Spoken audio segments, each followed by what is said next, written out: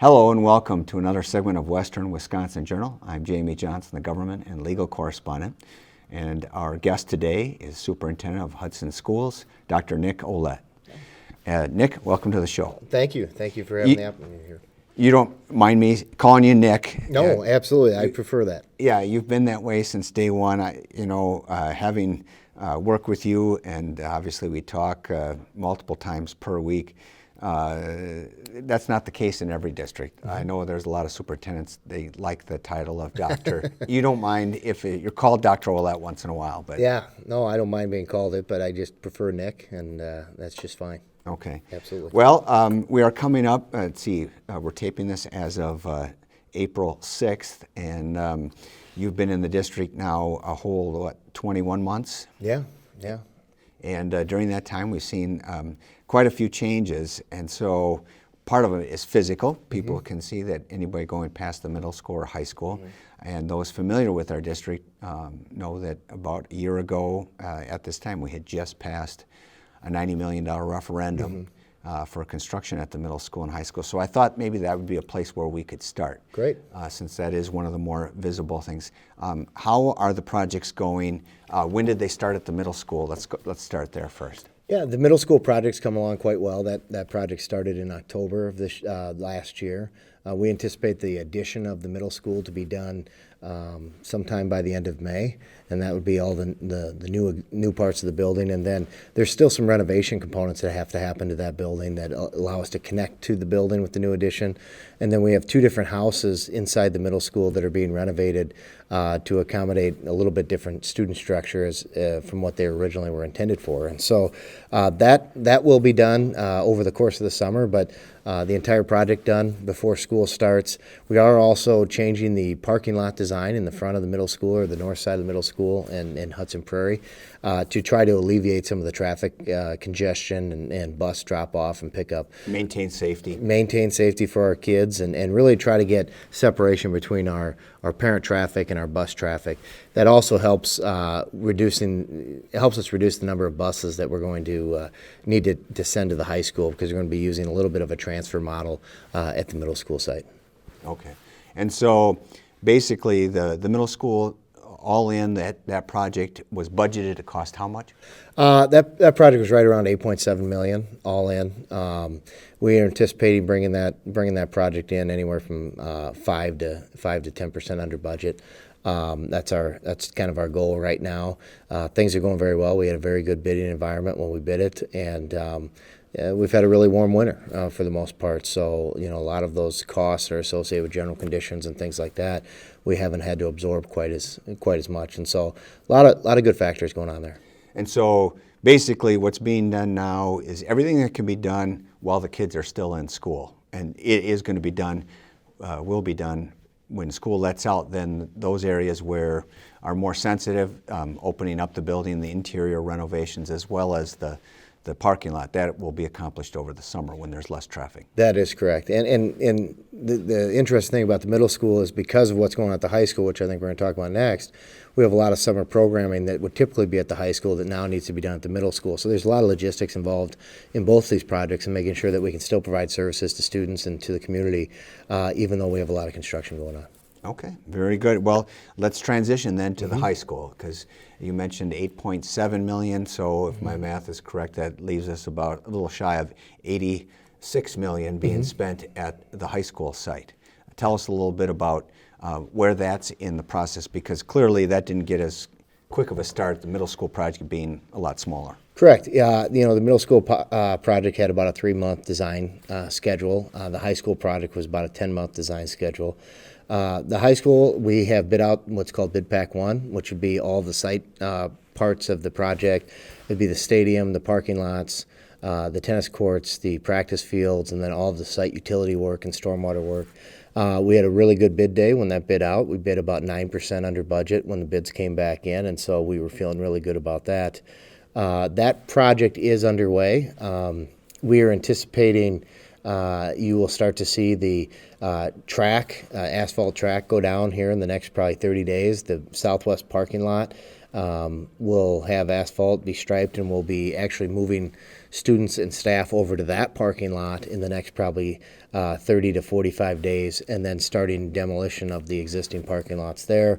We would anticipate that you'll start to see green turf go on the stadium field by the middle of May, and so a lot of things are happening on that site. A lot of different moving pieces.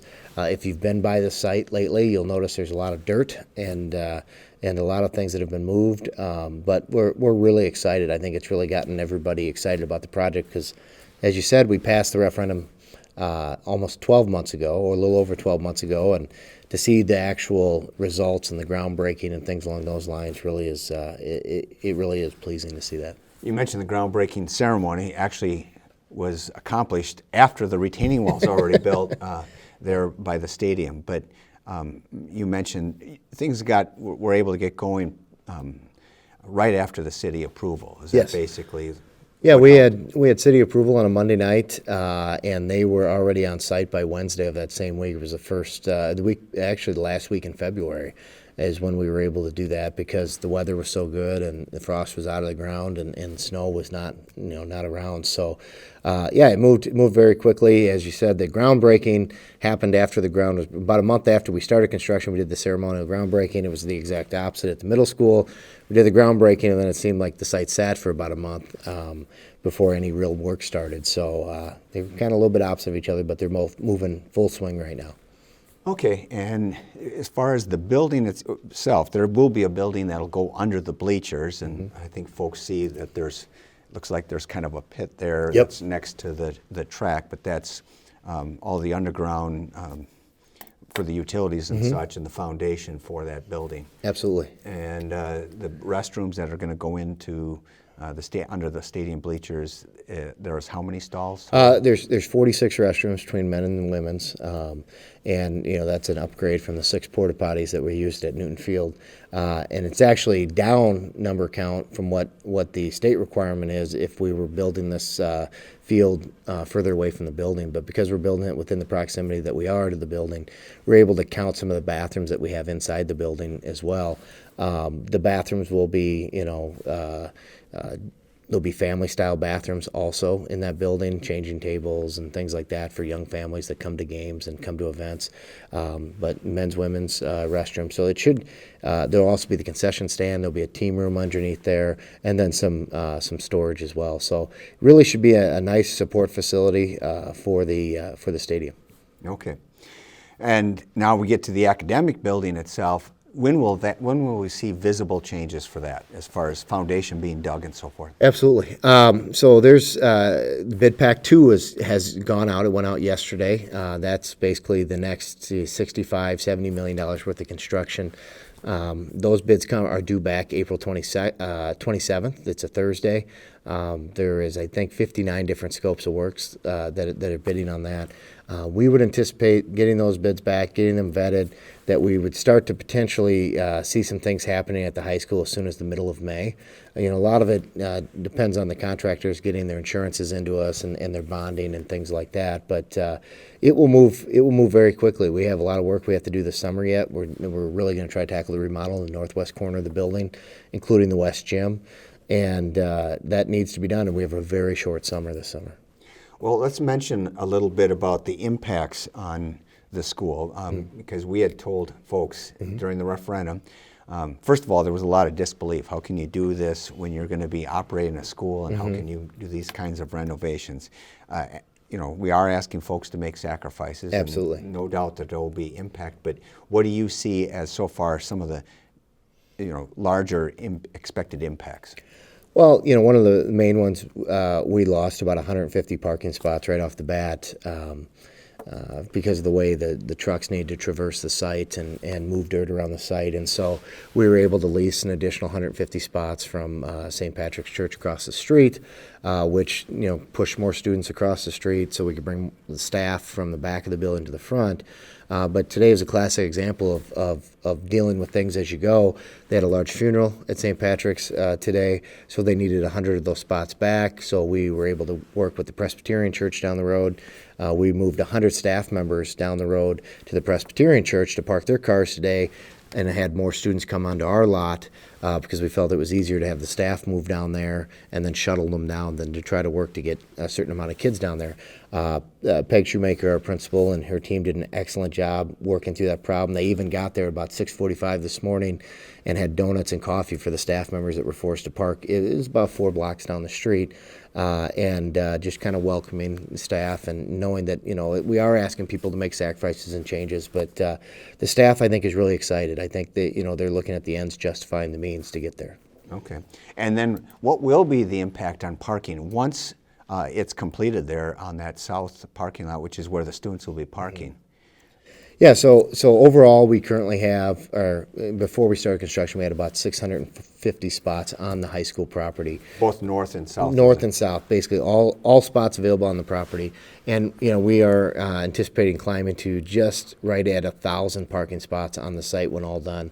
Really what it does is it improves student parking because staff has always had a place to park. And so what happens is we'll go from basically about 450 student spots to closer to 800 student spots, which we think will make us better neighbors because it should take the pressure off the side streets and the kids wanting to park in the side streets because there's no other place to park on site. And so and we'll run into less conflicts with funerals. Less conflicts with funerals, and we would anticipate hopefully not having to continue to lease space from St. Patrick's Church.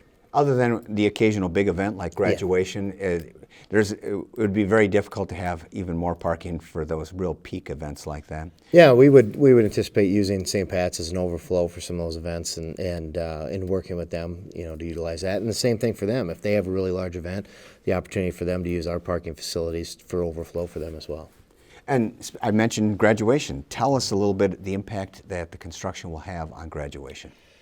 The site, if you've been by the site, it can be kind of challenging, and trying to bring a couple thousand people to that site to watch graduation logistically creates some challenges for us. So we made a decision back in November to move the high school graduation for both 2017, which is in 2 months, and then also for 2018, the next high school graduation. Both of those will be down at the UWRF Center down at the University of Wisconsin River Falls. It should be a great facility for our parents. There's more seating down there than we currently have, and so kids will be able to bring more guests to graduation. And we're just kind of working through those logistics. So we've gotten that information out to parents. They're well aware that is the change, and UWRF's been a great partner in the process. Yeah, there will be some people who will see the stadium near completion, and they'll wonder, well, why can't we do graduation here on the site? And yeah, absolutely. And I think there's a couple things that'll happen. So for this year, by the time graduation rolls around, they will see probably asphalt around the track, but not the rubber on it. They will see probably turf on the field, maybe not completed, but well on its way. But what they will not see by graduation is the bleachers. The bleachers don't go in until probably in the middle of the beginning of July. We have a guaranteed date that they need to be done by, which is August 4th. Our first home football game is August 25th. Okay. So, but we're still on track to make that. We are still on track. We're feeling really good about the progress we're making. All right. So we mentioned the parking. How about the main entrance to the high school? How will that change with the construction? So when people come back to school in the fall, the current main entrance will be inside of a construction zone, and so we're moving a temporary main entrance to the southwest corner of the building. We'll have temporary office facilities that'll be set up there, and that will be the main visitor parking coming into the building, and then it'll stay there all year long until the building next fall of 2018 opens up completely, and then the new administrative center will be open and the new main entrance. And other than that northwest corner, which you mentioned will be, and the west gym, which will be the very first area of the current high school being worked on, that will be completed by the fall. But other than that, virtually every room in the high school will go offline after that at some point to be renovated. Yeah, it'll either go offline in the summer of 2018, that 4-month summer that we'll have, or some rooms will go offline during the school year, and we'll put people on carts, and we'll have to do some room checkouts and some logistics there. But it's our new anticipated completion date is fall of 2018, which is about a year ahead of when we thought where we were going to be when we started. Okay. Well, and again, we could take each of those areas and it would take the rest of our time up to go through that. But it is fascinating to watch that, because I know we were looking at 11 or 12 stages of construction originally. That's been kind of shortened down from a almost 2-year time period down to a little over a year. So that's great. Good job there. But meanwhile, maybe it'll be a study for somebody, a great documentary to be shown at among WASDA, the other superintendents, because I know that, when I joined the board in 2013, renovation of the current high school, while it was thought of by a few people, it was typically, the initial reaction was no way could it be done, because it would cut into the existing year and you have to bring in portables. This is all being done without bringing in portables. That is correct. I mean, there are some really real logistical challenges, and we're working through them. We still meet every Tuesday to work through those logistical challenges. We used to meet every Tuesday on the design of the building, but now since that's gone out, there's less emphasis on the design, more emphasis on the process of how we're going to complete the construction. So, I mean, there's definitely challenges, and we have a great staff over at the high school, both teaching staff, administrative staff, and support staff, that allow us to be able to do these things and have a minimal impact to kids and learning in the process. Great. All right. So we spent a good amount of time on the construction, but your title's not construction manager. It's Exactly. superintendent of schools. And so tell us a little bit about then the school. You still have a district of 5,500 students to supervise, and with 800 employees.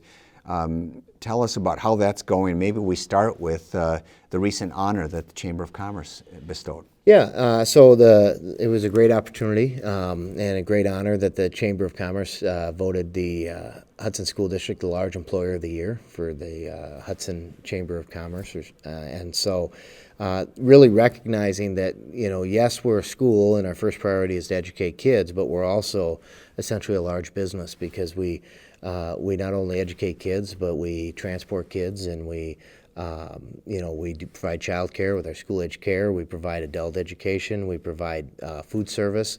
We also provide cleaning services. We provide buildings and ground services. And community facilities. Community facilities. We manage over 1 million square feet of indoor space and hundreds of acres of outdoor space, and all of those different components, as you said, doing so with over 800 full-time employees. And, just this year, I think we sent out over 1,200 W-2s, which means we have about another 400, part-time employees. There's a lot of moving parts to the district. I think a lot of times people don't realize there's all these moving parts, because they think of, getting my child to school and getting them home from school. But there's a lot of things that happen behind the scenes to make that happen. And the best part about this is the fact that people don't think about it means that a lot of those things are running really well, and that they're not coming to the forefront of people's thoughts. So, it's been a great honor, and it's nice to know that the folks at the Chamber of Commerce recognize that. Okay. What kind of changes can we see? You came in right in the middle of kind of a post-referendum defeat, and then a community engagement process that you got involved more heavily in about your second month into the district. Yeah, absolutely. And now that we have designed the building, it's going to be constructed. Obviously, that construction is going to take place over the next year and a half. But then, what kind of changes is happening in the way that you deliver education? What will parents and families see that's different? Absolutely. So one of the big initiatives that will be rolling out here this fall is the Hudson School District will be implementing a community-based 4K program. And I emphasize the community-based part of it because we'll be working primarily with our community partners to deliver the program. Our intention was never to become in competition with them.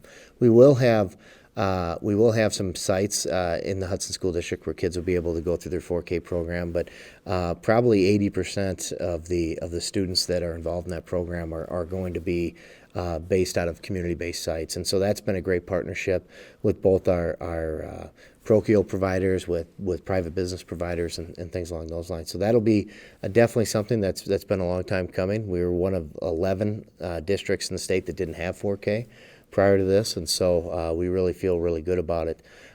Something they've started to experience this year already is we've implemented a one-to-one computer program where every student has, in grades 3 through 12, has received a laptop.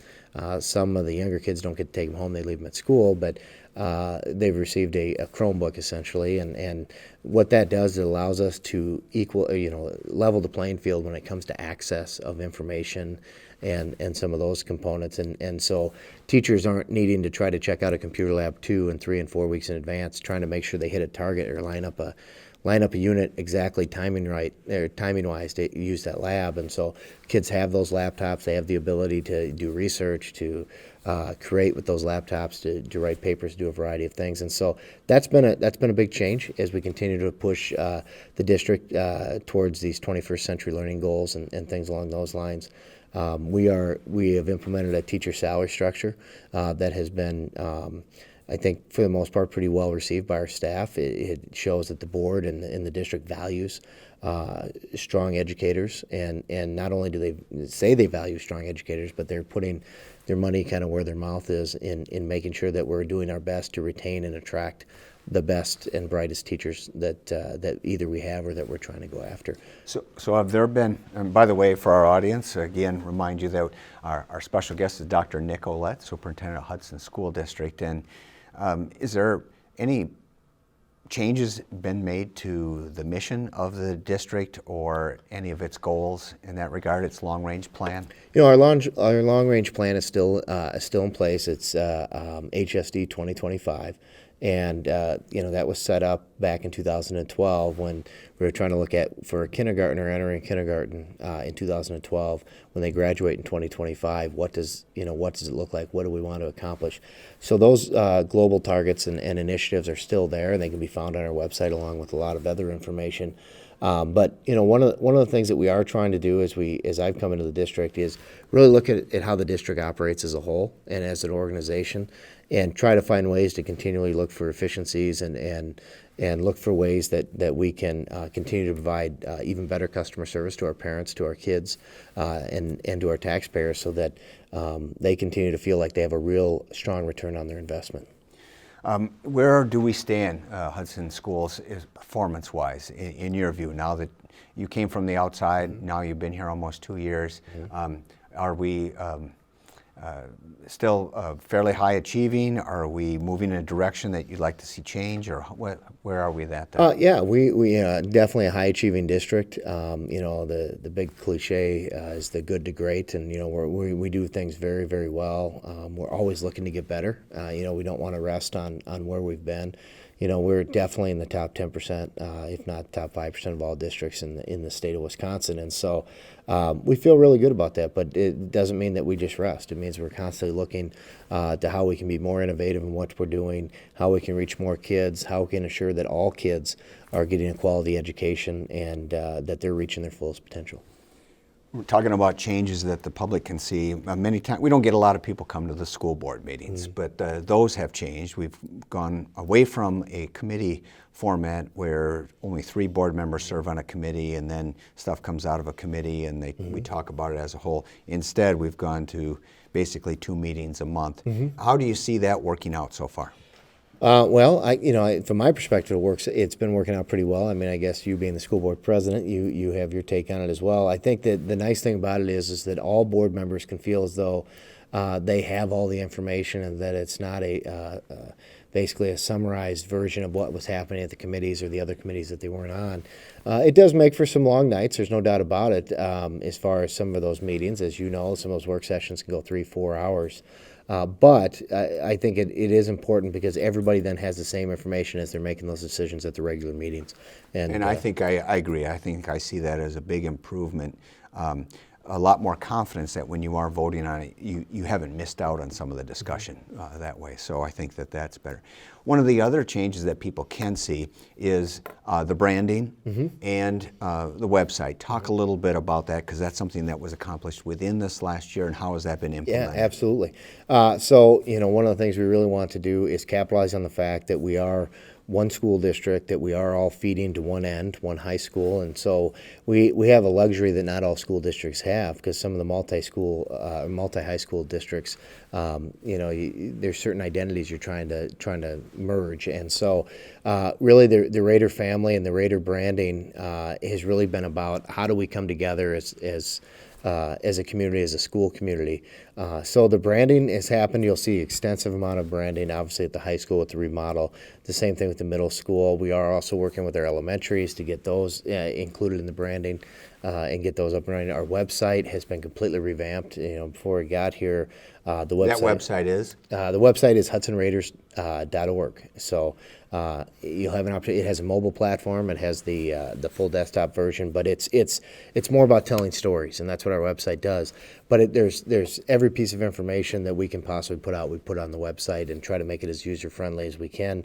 Our previous website was 8 years old. It hadn't changed in 8 years. This website is set up in a way that it will be able to continue to evolve as our needs evolve, and so it's been a great situation, and I would always encourage people to go to the website when they want more information about the district. Right, and I think it's intended to set up so that no more than 4 or 5 clicks, and you're going to be able to find the information you're looking for. Yeah, we're hoping, almost everything is probably within 2 clicks, because we know that you start getting more than 3 clicks into a website, it becomes very cumbersome to use and work on, especially in a mobile platform, which we're finding we have more users hitting our website from a mobile standpoint than from a desktop standpoint. And so we're always looking to make that mobile experience a much better experience for our folks. Well, let's end on high notes here. Tell us a little bit about the spring student competition, some of the recognitions that we're looking at.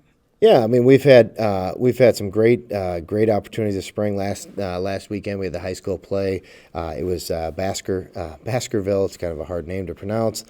So that was a great opportunity to see our some of our fine arts students performing. Story about Sherlock Holmes. Story about Sherlock Holmes, and it was a great story, and they did a wonderful job. We've had tremendous success athletically, both at the regional level, state level.